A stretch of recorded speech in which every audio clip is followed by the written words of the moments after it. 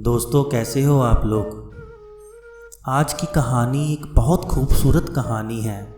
ये स्पेशली उन लोगों के लिए है जो हार चुके हैं, जो हताश हो चुके हैं, जो सोच रहे हैं कि मेरा अब कुछ नहीं हो सकता। और साथ में उन पेरेंट्स, उन माँ बाप के लिए भी एक सीख है जो अपने बच्चों में हमेशा नुक्स निकालते रहते हैं, उनकी बुराइयां निकालते रहते हैं। दोस्तों, स्वागत है मेरे चैनल न्यू ज़िंदगी में। आपने थॉमस एडिसन का नाम तो सुना ही होगा। अगर आपने नहीं सुना तो थोड़ा सा मैं आपको उनके बारे में बता देता हूँ। दोस्तों, बल्ब जो हमारे घरों में लगे हुए हैं, इसका आविष्कार इन्होंने किया था। ये एक बहुत महान वैज्ञानिक हुए थे। इन्होंने हज़ारों आविष्कार किए।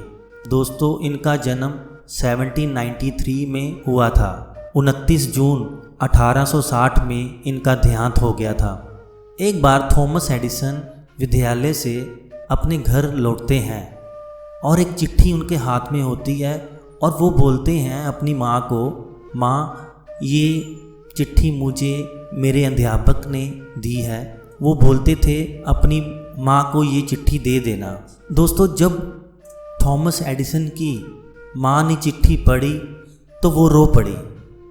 एडिसन के पूछने के बाद माँ बोलती है, इस चिट्ठी में लिखा है आपका बेटा बहुत समझदार है, वो जीनियस है, उसके जैसा इस स्कूल में कोई भी नहीं है और हमारे पास इतने अच्छे अध्यापक नहीं हैं जो इसको पढ़ा सके, और हमारा स्कूल इसके हिसाब से बहुत छोटा है। इसको आप कोई बड़े स्कूल में एडमिशन करवाओ और ये आने वाले टाइम में बहुत आगे जाएगा और बहुत ग्रेट मैन बनेगा। ये सुनकर थॉमस एडिसन बहुत खुश होते हैं। फिर कई वर्षों के बाद उनकी माँ का देहांत हो जाता है। एक बार उनका ध्यान उस चिट्ठी पर जाता है और वो चिट्ठी खोल के पढ़ते हैं। दोस्तों, उस चिट्ठी में लिखा था कि आपका बेटा दिमागी तौर से ठीक नहीं है, हम इसको स्कूल में नहीं रख सकते, आप इसको घर में बैठ के ही पढ़ाइए, ये यहाँ पे बहुत प्रॉब्लम क्रिएट करता है। जब एडिसन ये चिट्ठी पढ़ते हैं तो रो पड़ते हैं। दोस्तों, इस कहानी से हमें ये सीखना चाहिए, जिस इंसान का दिमाग पूरी तरह डेवलप नहीं था, वो इंसान आगे जाके एक वैज्ञानिक बन जाता है और बल्ब, ग्रामोफोन का आविष्कार करता है और बेस्ट फिजिशियन बन जाता है। इसी तरह हमें अपनी ज़िंदगी में हारना नहीं चाहिए और निरंतर प्रयास करते रहना चाहिए। हमारा ब्रेन बहुत विकसित हो सकता है हमारे प्रयासों से। दूसरी बात, हम माँ बाप अपने बच्चों को हमेशा डांटते रहते हैं और उनकी बुराइयां ढूंढते रहते हैं।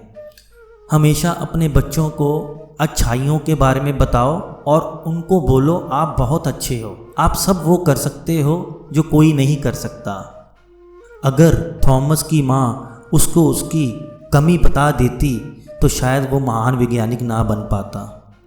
ये सफलता की कहानी हमें ये सिखाती है कि किसी को उसकी कमियों के बारे में नहीं बताना चाहिए, क्योंकि जब कोई आपको आपकी कमियां लगातार बताता है तो धीरे धीरे आपका आत्मविश्वास कम होने लगता है और आप अंदर से टूट जाते हो और कुछ नहीं कर पाते।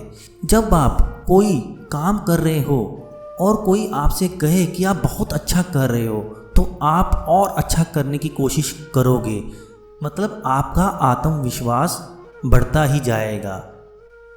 दोस्तों, इसीलिए किसी की कमियों को देखने की बजाय उसमें आत्मविश्वास जगाओ ताकि वो कुछ कर जाए। आशा करता हूँ ये कहानी आपको अच्छी लगी होगी। अगर आपको ये कहानी पसंद आई है तो प्लीज़ हो सके लाइक एंड सब्सक्राइब कर देना। न्यू ज़िंदगी।